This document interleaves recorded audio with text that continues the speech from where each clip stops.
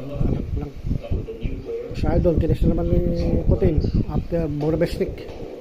Today is 29 October 2025. For the sport new Russia Lord 10 days.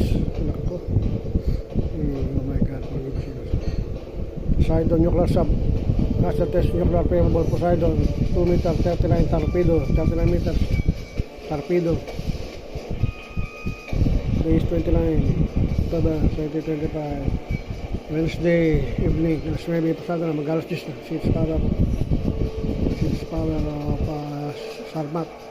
Can be intercepted. Notice joke warning to enemies.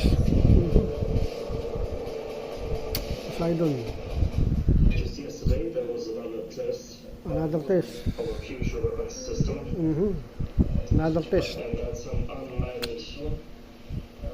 submarine, Previous possibly Mr. Test, Russia President makes big announcement. with a nuclear power plant.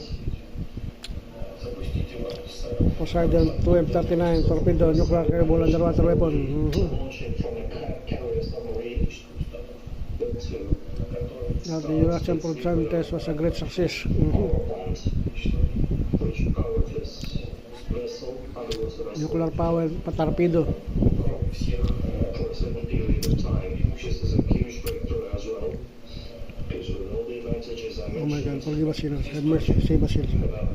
Deliver us from evil. this one has Sarmat missile power plant, probably 100 times smaller makes than big a announcement. nuclear reactor.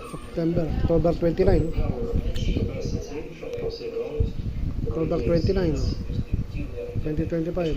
greatly exceed the power of our Sarmat. longest range intercontinental Sarmat missile.